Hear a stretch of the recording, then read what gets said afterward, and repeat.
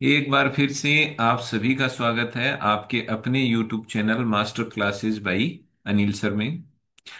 जैसा कि हम बात कर रहे हैं पिछले क्लास से, भारतीय संविधान के निर्माण की प्रक्रिया को हम समझ रहे हैं कि भारत का संविधान किस तरह से बना, किस तरह से संविधान सभा बनी और किस तरह से फिर आगे की बातें हुई।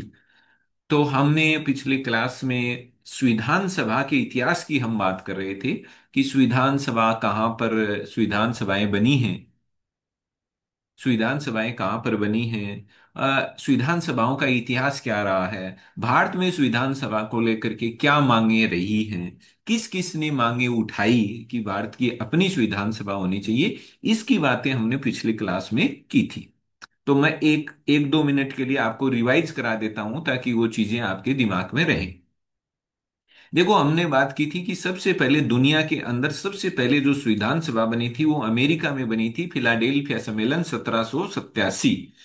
और उसी में वहां संविधान सभा बनती है और वो उनका संविधान लिख देती है। यहां तक बात क्लियर है। अगर भारत में अगर संविधान सभा के आइडिया को देखना हो, सबसे पहले संविधान सभा का आइडिया भारत में कहां पर नजर आया था, किस चीज में आपको संविधान सभा की झलक देखने को मिली थी, तो वो था लोकमान्य तिलक का स्वराज विधेयक जो 1895 में आया था। उस स्वराज विधेयक में सबसे पहले हमें भारत के अंदर संविधान सभा का विचार देखने को मिलता है। फिर हमने इसके बाद में देखा था 1919 का एक्ट। 1919 के एक्ट की प्रस्तावना में लिखा था कि नहीं, भारतीयों के लिए अभी फिलहाल समय नहीं है कि हम भारतीयों को उनकी संविधान सभा बनाने दें। यानी कि इन्होंने मना कर दिया था कि जो भारत का जो संविधान है वो ब्रिटिश संसद ही तैयार करेगी। यानी 1919 के एक्ट ने तो ये मना कर दिया, ठीक है। फिर हमने देखा गांधी जी ने भी, भले ही सीधे तौर पर संविधान सभा शब्द का यूज करते हुए उन्होंने इसकी मांग नहीं की हो, लेकिन उन्होंने भी संविधान से उनके जो स्टेटमेंट था, उनका जो भाषण था, उनमें भी हमें संविधान सभा की मांग अप्रत्यक्ष रूप से नजर आती है। जो उन्होंने ये कहा कि जो भारत का जो स्वराज है वो ब्रिटिश संसद का कोई गिफ्ट नहीं होगा, बल्कि भारत का स्वराज भारतीय लोगों की आत्म अभिव्यक्ति की घोषणा होगा। और आत्म अभिव्यक्ति कब होती है? जब आपकी अपने लोगों की एक सभा हो जो फिर आपके अपने हिसाब से, अपनी परिस्थितियों के हिसाब से आपका संविधान लिख सके।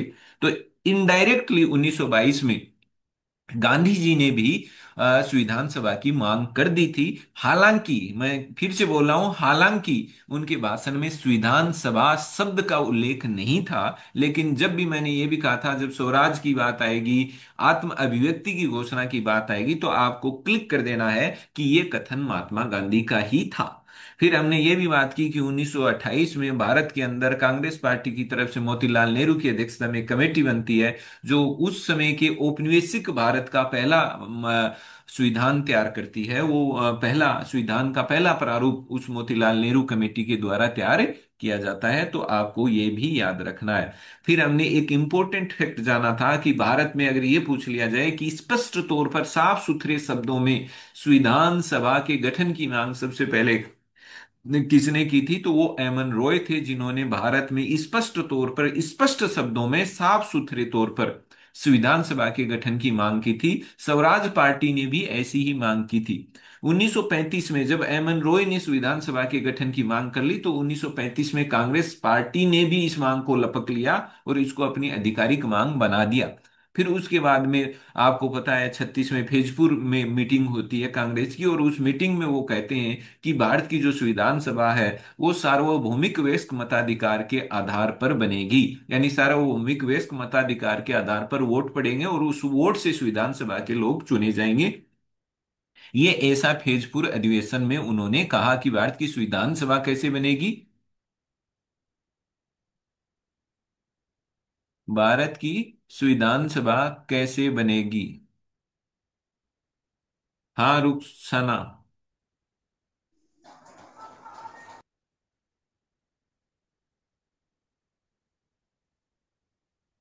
कोई पूछना है क्या?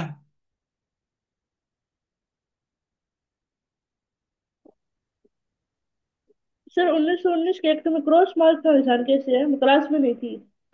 कौन सा? 1919 के एक्ट में क्रॉस मार्क लगा रखा है ना अपना हाईलाइट से। अच्छा अच्छा, ये क्रॉस वाला तो मैंने इसलिए लगा रखा है कि इन्होंने ये नहीं कहा था कि संविधान है वो भारतीय लिखेंगे, इसलिए मना कर दिया था ना। 1919 के एक्ट में की जो प्रस्तावना थी उनमें ये लिखा था कि भारत का जो संविधान है वो ब्रिटेन वाली संसद ही तैयार करके देगी।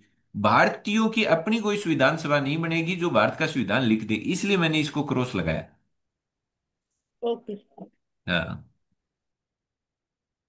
तो देखो, फिर अब आगे बात को आगे बढ़ाते हैं। तो देखो, 1919 के एक्ट की प्रस्तावना तो हमने मना कर दिया कि भारत के लोग इतने काबिल ही नहीं है कि वो भारत का अपना संविधान लिख लें। तो उन्होंने कहा हम लोग आपका संविधान लिखेंगे। ये 1919 के एक्ट की प्रस्तावना में लिखा था, तो इसलिए अपन ने देखो इसके क्रॉस भी लगाया हुआ है। हाँ। आगे देखो, हम यहाँ सार्वभौमिक वयस्क मता यानी 1936 के फेजपुर मीटिंग में तो इन्होंने कह दिया था सार्वभौमिक वयस्क मताधिकार से भारत की संविधान सभा, यानी इसका मतलब भारतीयों की इच्छाएं बढ़ती ही चली जा रही हैं कि अब तो वो कह रहे हैं कि संविधान सभा भी बनेगी तो वो सार्वभौमिक वयस्क मताधिकार से बनेगी। ये काफी बड़ी बात होती है कि उन परिस्थितियों में सार्वभौमिक वयस्क मताधिकार से आप संविधान सभा बनाएं, सबके वोट डाल करके आप संविधान सभा के लोग चुने, ये बहुत बड़ी बात थी। लेकिन अपने को तो फैक्ट भी तो याद करने। तो 1936 में फेजपुर मीटिंग में कांग्रेस ने इस मांग को दोबारा से उठा दिया और उन्होंने कहा संविधान सभा कैसे बनेगी, सार्वभौमिक वयस्क मताधिकार से। फिर आता है 1938, फिर आता है 1938 का फेजपुर, सॉरी, हरिपुरा। हरिपुरा जो मीटिंग हो रही है उसमें नेहरू जी फिर से कह रहे हैं कि संविधान सभा तो हमारी अपनी ही होगी और हमारी जो अपनी जो संविधान सभा होगी वही अपने देश का संविधान लिखेगी। और वो संविधान सभा कैसे बनेगी, वही सार्वभौमिक वयस्क मताधिकार के आधार पर बनेगी। यानी हरिपुरा अधिवेशन में फिर से फेजपुर अधिवेशन वाली बात को दोहराया गया और इन्होंने बाकायदा ये कह दिया कि जो भारतीयों की जो भारत की जो संविधान सभा होगी वो सार्वभौमिक वयस्क मताधिकार के आधार पर बनेगी। अब देखो, संविधान सभा होगी कि नहीं होगी ये तो बात ही खत्म हो रही है। ऐसे लग रहा है कि पक्का इन्होंने तो धार लिया है कि ना, संविधान सभा तो होनी है। अब तो ये तय करो संविधान सभा कैसे बनेगी। अप्रत्यक्ष रूप से निर्वाचन होगा कि डायरेक्टली जनता के द्वारा निर्वाचन होगा। सार्वभौमिक वयस्क मताधिकार होगा कि कुछ चुनिंदा वोटर्स के द्वारा ही इसको चुना जाएगा। बात यहां तक पहुंच गई थी। इसका मतलब भारतीय तो तैयार थे कि भारत का संविधान भारत की संविधान सभा के द्वारा ही लिखा जाएगा। ये 1934 के बाद में स्पष्ट तौर पर ये डिमांड्स उठना शुरू हो गई थी। तो मैंने आपको फिर से आपको ये इंपॉर्टेंट फैक्ट दोहरा दिए हैं। एमन रॉय का नाम आपको ध्यान रखना है, जिन्होंने स्पष्ट तौर पर संविधान सभा के गठन की मांग 1934 में की थी। उसके बाद में कांग्रेस स्टार्ट हो गई, उसने बोलना शुरू कर दिया, नेहरू जी ने बोलना शुरू कर दिया कि हमें अपनी संविधान सभा चाहिए जो सार्वभौमिक वयस्क मताधिकार के आधार पर बनी हुई हो। तो यहां तक की चीजें हमने पिछली क्लास में पढ़ ली थी। अब हम बात को आगे बढ़ा रहे हैं। अब देखो, नेहरू जी क्या कह रहे हैं। नेहरू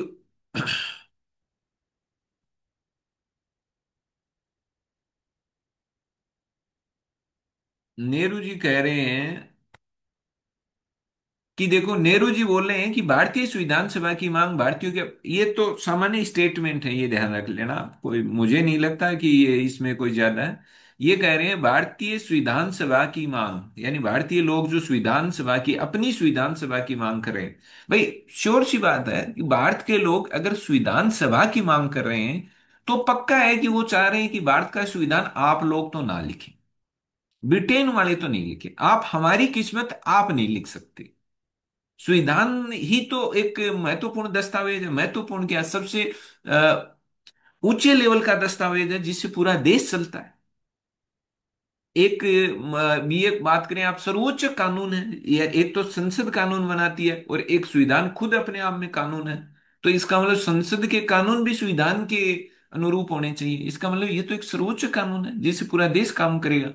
तो ये कह रहे हैं हम ऐसे कानून को जिससे हम लोग शासित होंगे, उस सर्वोच्च कानून को लिखेंगे तो हम ही।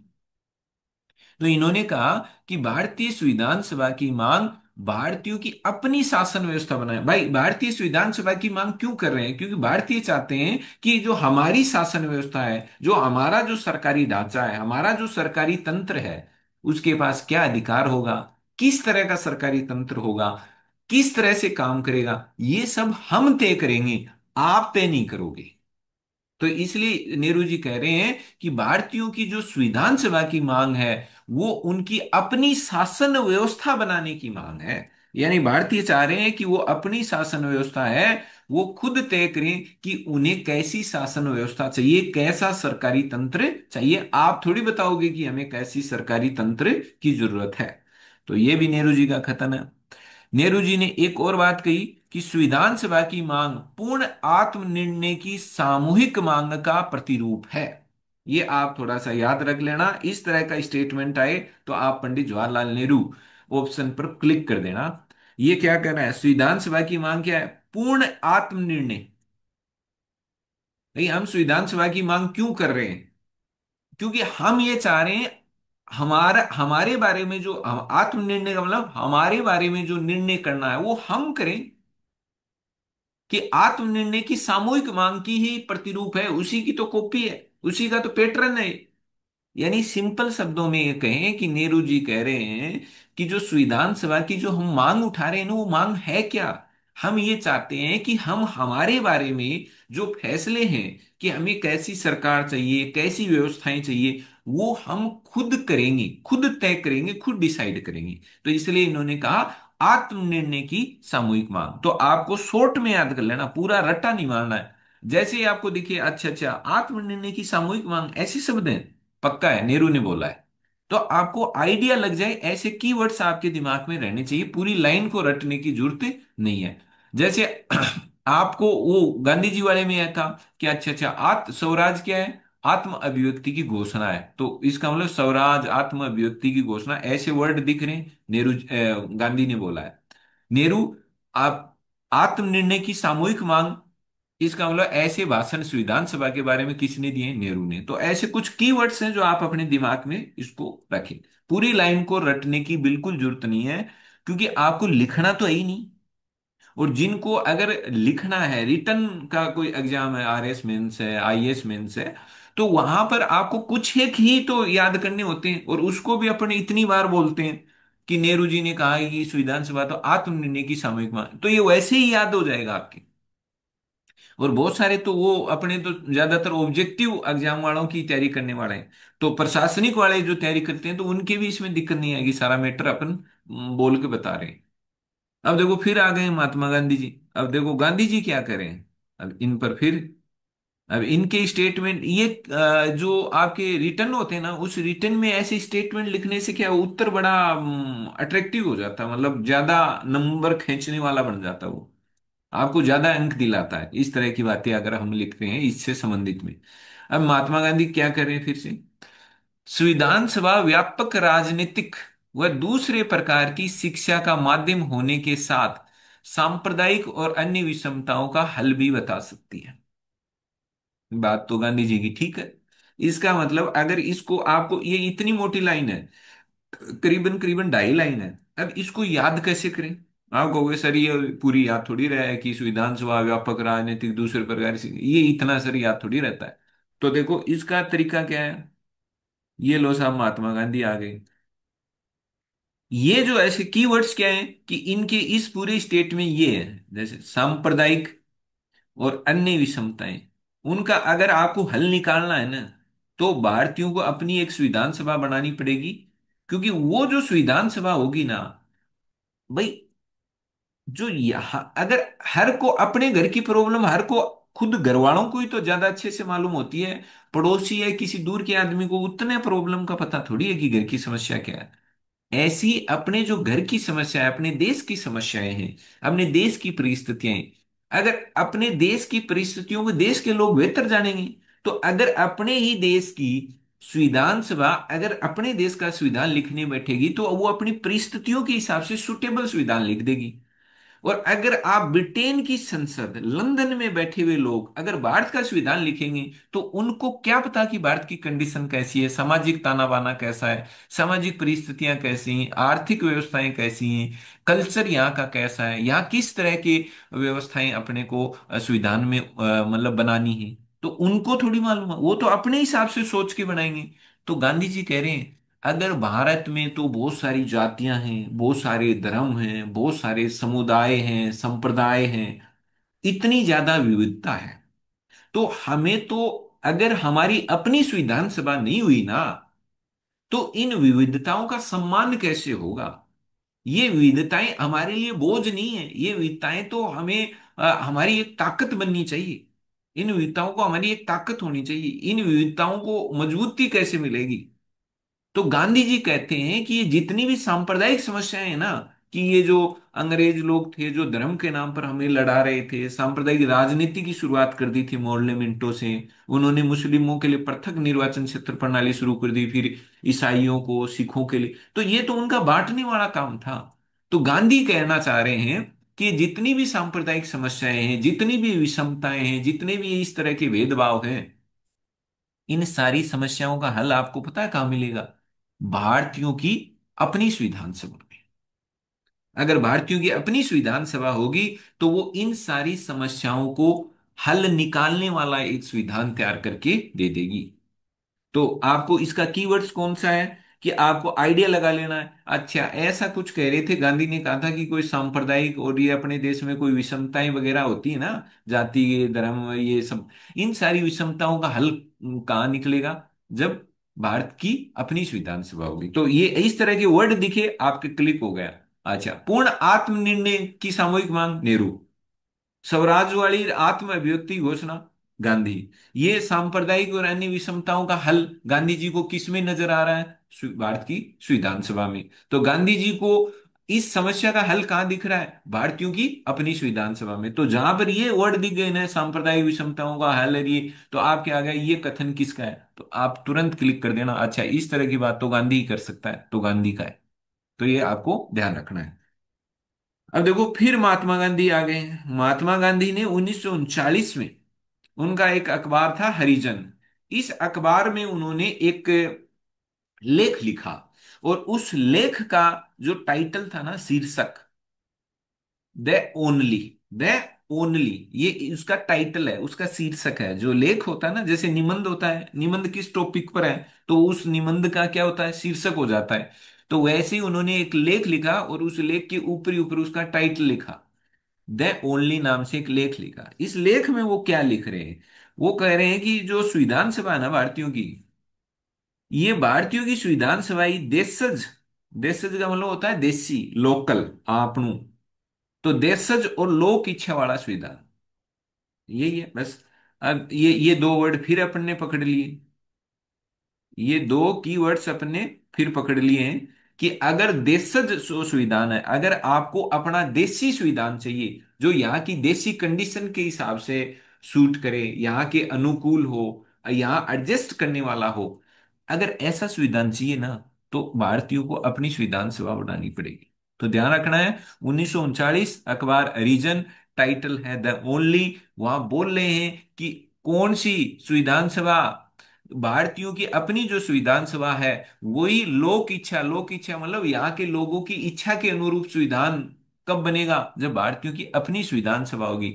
देसी, देसी का मतलब आपका अपना संविधान अगर आपको बनाना है, तो कौन सी संविधान सभा चाहिए? भारतीयों की अपनी संविधान सभा चाहिए। तो ये दो वर्ड फिर आ गए, देशज और लोक इच्छा वाला संविधान बनाना है। तो गांधी जी किसको ओके कह रहे हैं? गांधी जी कह रहे हैं एक ही चीज है जो आपका देशी और लोक इच्छा वाला संविधान बना सकती है, वो है भारतीयों की अपनी संविधान सभा। गांधी जी कह रहे हैं जो अगर सांप्रदायिक समस्या का आपको हल निकालना है, विषमताओं को अगर ठीक करना है, तो भी आपको अपनी संविधान सभा बनानी पड़ेगी। और देशज और लोक इच्छाओं वाला अगर संविधान बनाना है, तो भी आपको अपनी संविधान सभा बनानी पड़ेगी। तो ये हो गए गांधी जी। अब बात को आगे बढ़ाते हैं अपन। 1945 में, ये देखो फैक्ट है, अपने इस वाले चैप्टर में यही ज्यादा चलेंगे। 1945 आ गई, उसमें एक सप्रू कमेटी। मैंने कोशिश यही की है कि कुछ बचना नहीं चाहिए, अपने को सारी चीजें आराम आराम से समझ लें, और वो तो गहराई से तैयारी हो जाएगी आपकी। 1945 में सप्रू कमेटी थी, सप्रू नाम का व्यक्ति थे, उनके अध्यक्षता में एक सप्रू कमेटी थी। उसने क्या बताया था? संविधान निर्माण की पूरी योजना, इसने तो पूरा खाका ही बना दिया था, ये ध्यान रखना। संविधान निर्माण की पूरी योजना बताने वाले सप्रू कमेटी, इसका मतलब सप्रू कमेटी का संबंध भी किससे है? संविधान निर्माण से है। 1945 में सप्रू कमेटी ने भी बताया था कि किस तरह से आप भारत का संविधान तैयार करोगे, क्या आपका प्लान रहेगा, कैसे संविधान सभा बनेगी। तो पूरी संविधान निर्माण की जो पूरी योजना है, उस योजना को किसने बताया था? सप्रू कमेटी ने। तो एक नाम आपको बस ये याद रखना, एक सप्रू कमेटी का भी इसमें नाम आएगा। ठीक है। ये बात हम देखो, अगस्त प्रस्ताव जो हम पढ़ रहे थे तब हमने भी बात की थी कि अगस्त प्रस्ताव 8 अगस्त 1940 को आया था। और उसमें हमने उस टाइम जब हम बात कर रहे थे तो हमने कहा था अगस्त प्रस्ताव जब आया गया लाया गया तो भारतीय उससे खुश नहीं हुए, क्योंकि हम कह रहे थे पूरी आजादी दो। और उन्होंने कहा हम आपको डोमिनियन स्टेटस का ही दर्जा देंगे, हम आपको डोमिनियन औपनिवेशिक राज्य ही भारत को हम बना सकते हैं, पूर्ण स्वतंत्रता तो नहीं देंगे। इसलिए भारतीयों को यह रास नहीं आया था। इसमें और भी क्या बात हुई थी, इसमें देखो, सैद्धांतिक मंजूरी, ये इस वर्ड पर ध्यान देना। संविधान सभा नहीं लिखा हुआ था, ये ध्यान रखना। ये छोटे छोटे शब्द हैं जो मतलब प्रश्न को गलत करा देते हैं। तो जब संविधान सभा नहीं लिखा हुआ था तो लिखा हुआ क्या था?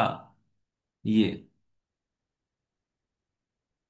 ये क्या कह रहे हैं कि जो 1940 का जो अगस्त प्रस्ताव था, उस अगस्त प्रस्ताव में ये लिखा हुआ था कि भारत का जो संविधान है वो भारत के लोग ही तैयार करेंगे। भारत का संविधान कौन तैयार करेंगे? भारत के लोग ही तैयार करेंगे। बस संविधान और भारतवासी, यही वर्ड है। तो क्या आपसे कोई पूछ ले कि अगस्त प्रस्ताव में संविधान सभा का सीधे सीधे उल्लेख था क्या? उत्तर है काट देना, नहीं था। हमने देखो उस टाइम भी बात जैसे वही है, गांधी जी ने 1922 में ही मांग कर दी थी संविधान सभा की। लेकिन फिर आपसे कोई ये पूछ ले कि क्या 1922 की गांधी जी के भाषण में संविधान सभा शब्द का उल्लेख था क्या? नहीं। ऐसे ही क्या अगस्त प्रस्ताव में, जहां पर उन्होंने संविधान सभा की मांग को सैद्धांतिक तौर पर एक थ्योरेटिकल रूप में ही स्वीकार किया था कि हाँ ठीक है, भारत का संविधान भारत वाले तैयार कर लेंगे। कैसे तैयार कर लेंगे, संविधान सभा बनाएंगे कि नहीं बनाएंगे, क्या है? बस एक हाँ भरी थी कि हाँ ठीक है, भारत का संविधान भारत वाले लिखेंगे, बस इतना। इसलिए तो हमने क्या कहा, संविधान सभा की मांग को केवल सैद्धांतिक मंजूरी मिली थी, कि सैद्धांतिक तौर पर कि हाँ, कि ठीक है कि भारत का संविधान भारतीय लोग तैयार करेंगे, बस इतनी बात ही इन्होंने हाँ भरी थी। अब भारत के लोग, भारत का संविधान तैयार करने के लिए भारत के लोग अपनी संविधान सभा चुनेंगे, कैसे चुनेंगे, कैसे वोट पड़ेंगे, कैसे चुनेंगे, कैसे वोट पड़ेंगे, कैसे संविधान सभा बनेगी, ये बातें अगस्त प्रस्ताव में है ही नहीं। तो इसका मतलब अगस्त प्रस्ताव, ध्यान देना यहां पर ये इंपॉर्टेंट फैक्ट चल रहा है, अगस्त प्रस्ताव ने केवल और केवल संविधान सभा की मांग को सैद्धांतिक तौर पर स्वीकार किया था कि हाँ ठीक है। अब आपसे पूछ लिया जाए कि क्या अगस्त प्रस्ताव में संविधान सभा शब्द का शब्द सह उल्लेख है क्या? उत्तर है नहीं। तो फिर इसमें हम कैसे कह रहे हैं कि इन्होंने संविधान सभा के अपने विचार को मान लिया था? हम इस आधार पर कह रहे हैं क्योंकि इन्होंने ये बोला था कि भारत का संविधान भारत के लोग ही तैयार करेंगे, ये लिखा हुआ था। और जब ये लिखा हुआ है कि भारत का संविधान भारत के लोग ही तैयार करेंगे, तो भारत के लोग कोई अवाम में जाके तो तैयार करेंगे नहीं। भारत के लोग एक अपने प्रतिनिधियों की एक सभा तो बनाएंगे ही बनाएंगे, और वही सभा तो फिर संविधान लिखेगी। तो हमने उनके इस विचार से ही ये मतलब निकाल लिया कि इन्होंने हमारी संविधान सभा की मांग को स्वीकार कर लिया है। तो केवल सैद्धांतिक मंजूरी है। असलियत में, वास्तविकता में स्पष्ट रूप से संविधान सभा की मांग को स्वीकार क्रिप्स मिशन करेगा। ये हमने क्रिप्स मिशन पढ़ते वक्त भी पढ़ा था। क्रिप्स मिशन पढ़ते वक्त हमने पढ़ा था कि भारतीयों की जो संविधान सभा की जो मांग थी उसको स्पष्ट तौर पर, स्पष्ट तौर का मतलब क्रिप्स मिशन ने अपनी उस सिफारिशों में लिखा था कि भारतीयों की अपनी एक संविधान सभा होगी जो भारत का संविधान लिखेगी। लेकिन अगस्त प्रस्ताव में इन्होंने संविधान सभा के विचार को ही अपनाया था, संविधान सभा की मांग को नहीं अपनाया कि संविधान सभा बनेगी, ये शब्द को नहीं अपनाया इन्होंने। तो मैं इस शब्दों पर इसलिए जोर दे रहा हूं, यहां कंफ्यूज बहुत तगड़े होते हैं कि सर अगस्त प्रस्ताव में भी तो ये बात थी संविधान सभा की, इसमें भी। तो वही इस पर एमन रॉय वाली सी बात है, स्पष्ट तौर पर मांग एमन रॉय ने की। ऐसे तो बात तो स्वराज विधेयक में लोकमान्य तिलक ने ही कर दी थी संविधान सभा की। तो क्या उन्होंने संविधान सभा से दिया था क्या? उत्तर है नहीं दिया। वहां पर जो उन्होंने बातें की ना, उन बातों से हमने अर्थ निकाला कि यार हाँ, बातें तो ऐसी। तो ये यहां भी हमने अर्थ निकाला अगस्त प्रस्ताव में। तो आपको केवल इतना याद रखना है, अगस्त प्रस्ताव में संविधान सभा शब्द है बिल्कुल नहीं। संविधान सभा के गठन को सैद्धांतिक मंजूरी अगर शब्द आता है तो ओके, अगस्त प्रस्ताव ओके। लेकिन ये आता है कि संविधान सभा शब्द उसमें लिखा हुआ है, ओके नहीं है, फिर गलत कर देना। तो अगर ये आता है कि भारत का संविधान भारतवासी ही तैयार करेंगे तो अगस्त प्रस्ताव ओके, ठीक है, फिर ठीक है, फिर आपको उसको क्लिक कर देना। अगर ये पूछा जाए कि पहली बार अंग्रेजों ने, मतलब ब्रिटिश सरकार ने पहली बार स्पष्ट रूप से संविधान सभा की मांग को कब स्वीकारा था, तो क्रिप्स मिशन करना है। ये आपके मॉडर्न हिस्ट्री में बहुत आते हैं। जैसे भारत में संविधान सभा की मांग को स्पष्ट तौर पर सबसे पहले किसने उठाया था? एमन रॉय ने। ऐसे ही स्पष्ट तौर पर, साफ सुथरे रूप में, एकदम क्लियर कट संविधान सभा की मांग को ब्रिटेन ने कब स्वीकार किया था? क्रिप्स मिशन में। क्रिप्स मिशन ने साफ लिखा था कि भारत का संविधान भारत की संविधान सभा तैयार करेगी। तो जब भारत की संविधान सभा उन्होंने अपने उस सिफारिशों में लिखा था, तो इसका मतलब था कि उन्होंने हमारे संविधान सभा की मांग को स्वीकार कर लिया है।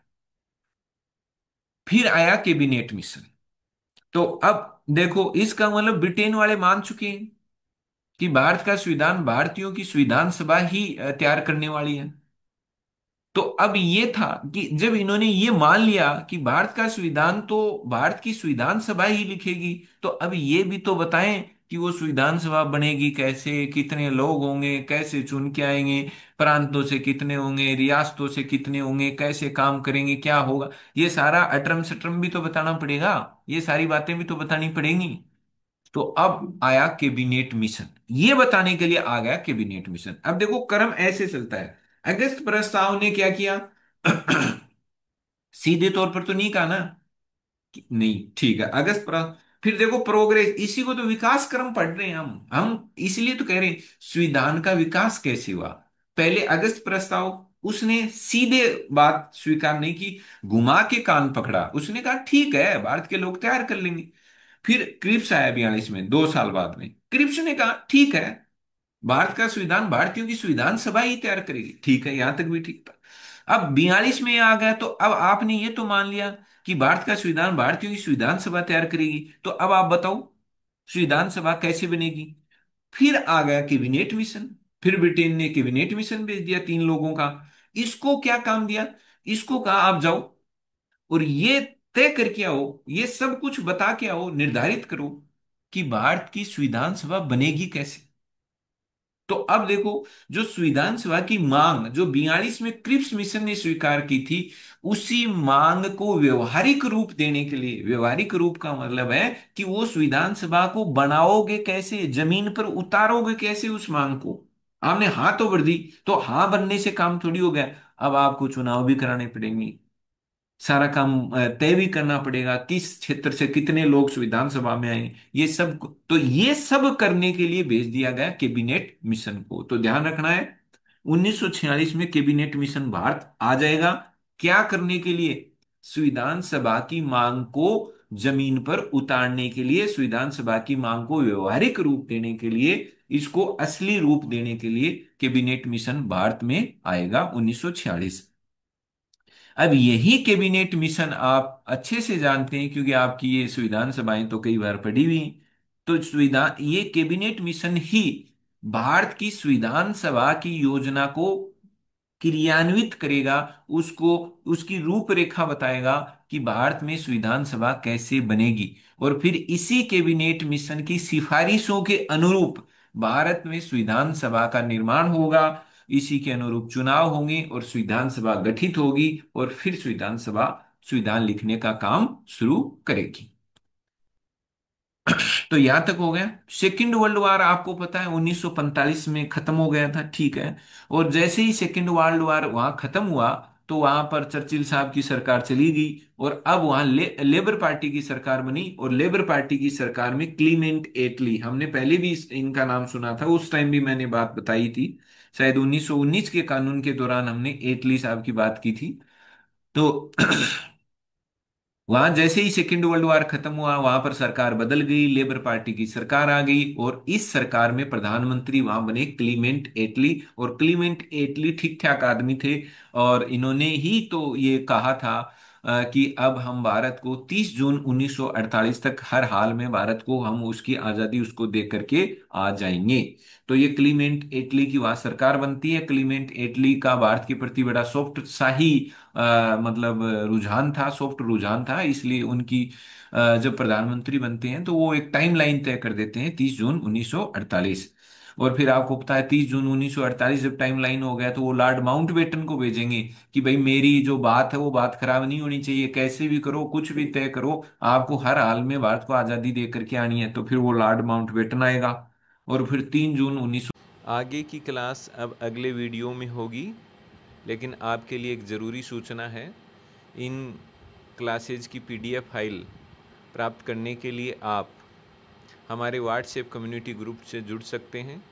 जुड़ने के लिए आपके स्क्रीन पर जो नंबर शो हो रहे हैं उन पर या डिस्क्रिप्शन में जो मोबाइल नंबर हैं उन पर आप अपनी डिटेल्स व्हाट्सएप नंबर सहित भेज सकते हैं, ताकि आपको जल्द से जल्द व्हाट्सएप कम्युनिटी ग्रुप से जोड़ करके पीडीएफ फाइल उपलब्ध करवाई जा सके।